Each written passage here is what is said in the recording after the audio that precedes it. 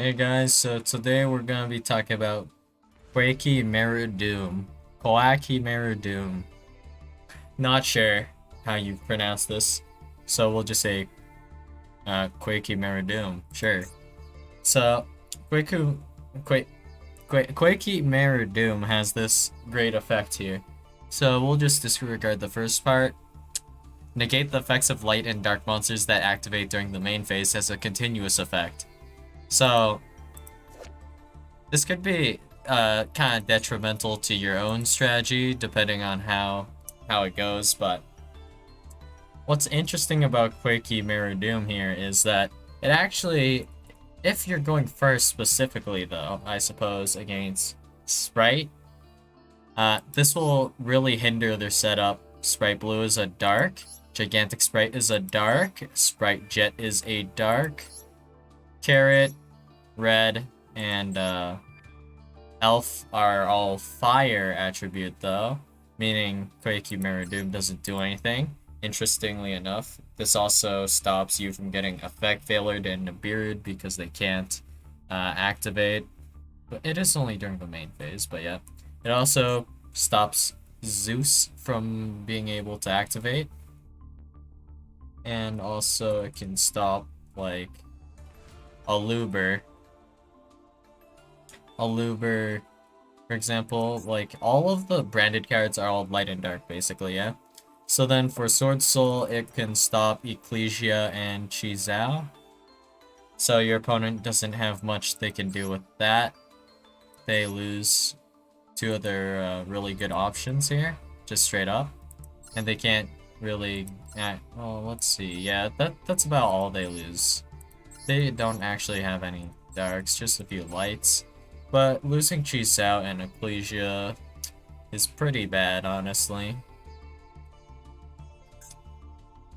But, anyways, there's obviously a decent amount of merit. Like, for example, it can also shut down twins because they're all light and dark. And all that, right? So it stops Twin Sprite as well. They're set up pretty hard there, too. Now, the big issue with Koa'ki Meiru here is we'll go back to the first part now. During each of your end phases, destroy this card unless you send one core of Koa'ki Meiru from your hand to the graveyard or reveal one fiend type monster in your hand. So I think it's much more reasonable to go for the effect of reveal a fiend type monster. But like even if we go check this out, for example, we have Burning Abyss, they're all dark or light. So you can't play this with like Doom that well, which is awkward. And let's see, we have Tour Guide. Tour Guide is also a dark, and this is a forever negate, so if it was only till the end of the turn, actually, this could potentially have worked. Well, whatever. So you yourself also have to play into this light and dark lock, which is extremely awkward. How would you go about doing this? Well, no, I was thinking for a while about how you could do it. So DD could, in theory, maybe do it a little bit. Like, you lose interactions on, like, Deus, but you would keep your interaction on your High Wave King Caesar, which is still pretty solid.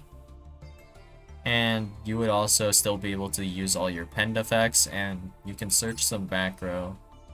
Like, Dark Contract with the Eternal Darkness, I guess, would be pretty good to pair with this.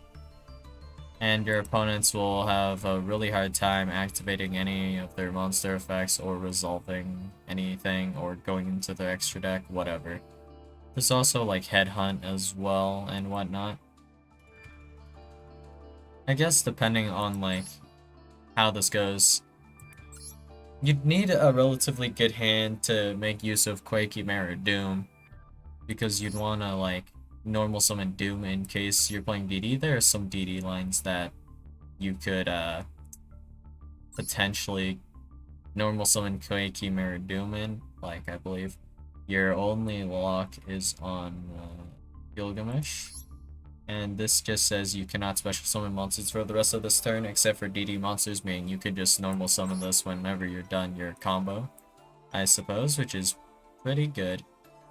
It does negate, like, Gilgamesh, Siegfried, and, like, Diaz, so you can't use their effects while Doom is also on the field, but I mean, technically playable, and that's what I'm mostly worried about here. So I was also thinking, like, in terms of maybe a Cupid Pitch could do something. Cupid Pitch can search Creation Resonator, I believe, off of this condition here, which can be used for a Koa'ki Meiru Doom. Speaking of which, this cannot search Koa'ki Meiru Doom. Koa'ki Meiru Doom has a little bit too much defense, which is a little tragic, I guess.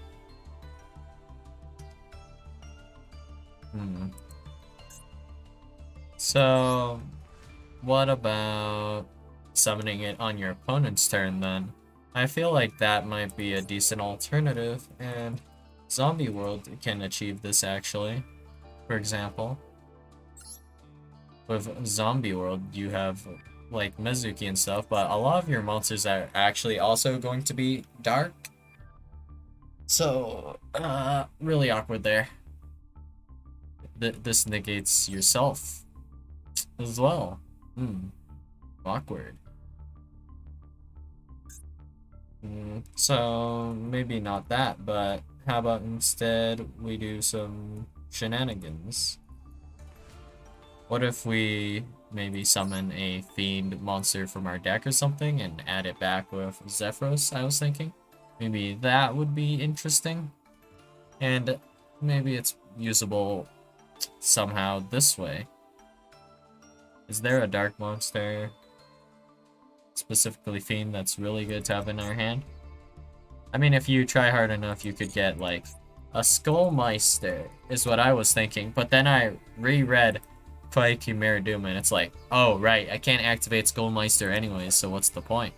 So then maybe I don't want like a Dark Fiend, but then alright, let's just check the monster list then. So Earth, Wind, Divine, Water, Fire, everything that's not Light Dark basically. And then we also want Fiends. So the Nightmare cards, some of them are alright. You have some random cards like Cloudy and Poison Cloud. And then we have like Creation Resonator, but then I believe all the Arc Fiends are actually a no-go for this. So yeah, I believe a lot of the Arc Fiends are actually dark monsters. Some of them are fire, I believe, but it's probably not playable enough. So looking at the list, obviously, then Plunder Patrol might be an option because they're all fiends for some reason. So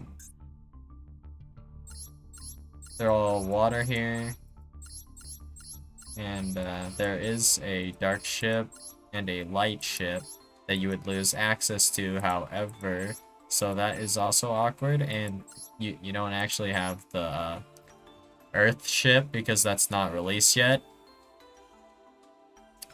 Awkward. So I guess you have Bran. What does Bran do? You can target a spell trap your opponent controls, banish it.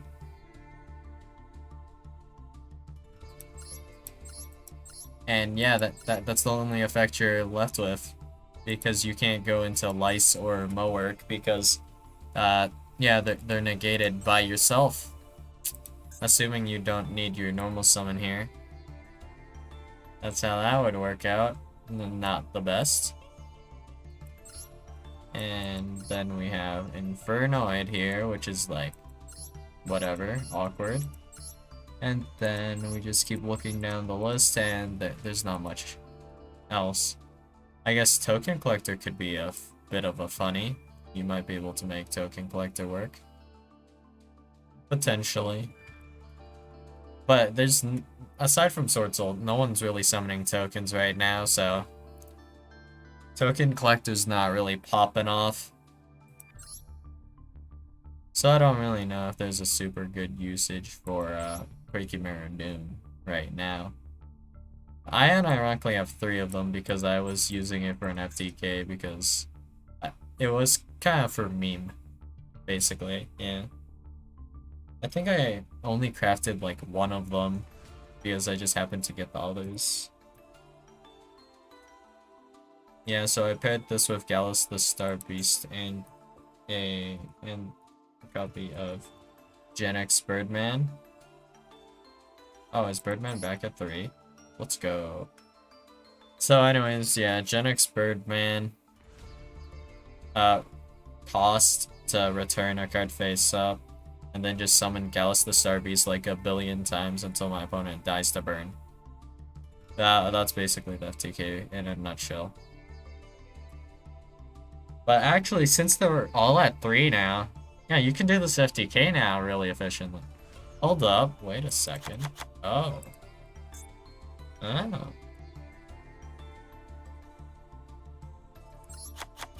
Oh. Well. I think you guys know what kind of gimmick deck I'm gonna be making next. Well, anyways, this has been a card discussion about Koa'ki Meiru, I guess. And yeah, I don't really know how you could utilize this card exactly. I've been thinking about it a little bit. But, like, assuming you do manage to pull it off in a decent way, like, I don't know, you play this with Speedroid maybe or something. I don't know how you still manage to upkeep the Koa'ki Meiru in that case. But it can kind of work. Like, it's a wind. So, like, kind of works. I guess it's also level 3. That's like an okay level, I think. But, you're not going to be going super crazy hard, I guess, with Koa'ki Meiru right now. Actually, maybe, yeah, whenever the Dark World support drops, it isn't here yet, but maybe in that case, Koa'ki Meiru would be like... Wait, all of them are Darks. That doesn't work. Alright, never mind. So, can't really find out or figure out a really good use case for Koa'ki Meiru. But, well, as I mentioned before, if you do somehow manage to pull it off, this actually does, like, especially going first, this actually does stop a lot of the meta decks. And this actually helps you, like, quite a bit against, for example, Sword Soul, because their end board is going to probably be, like, Protoss with Baron and Chizao, and this negates Chizao. So then they are left with like just a Baron, and you already will not be playing Dark Monsters because you will end up screwing yourself with Koa'ki Meiru's effect, so you wouldn't really be wanting to use that. So yeah, that's about all I have for you guys today, and I'll see you guys in the next video. Bye.